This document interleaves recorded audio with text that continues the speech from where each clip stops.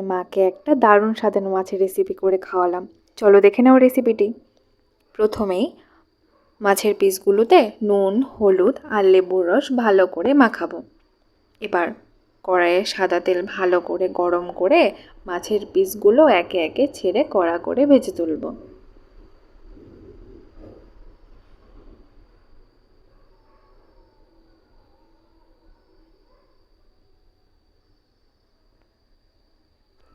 এখন মিক্সিতে ধনেপাতা, বেশ কিছুটা কালো জিরে আর ঝাল অনুযায়ী লঙ্কা দিয়ে মিহি করে পেস্ট করব।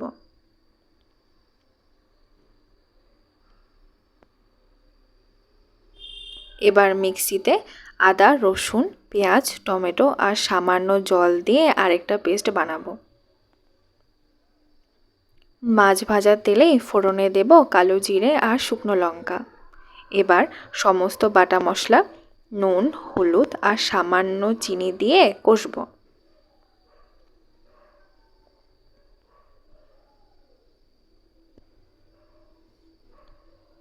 মশলা কষে তেল ছাড়লে সামান্য জল ভাজা মাছগুলো দেব।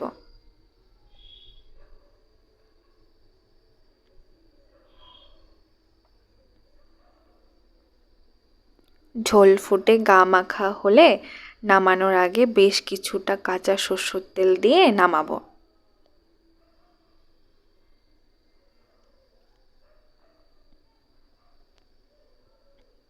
আমার রান্নাগুলো যদি তোমাদের ভালো লেগে থাকে তাহলে সাবস্ক্রাইব করতে ভুলো না। ওকে, টাটা।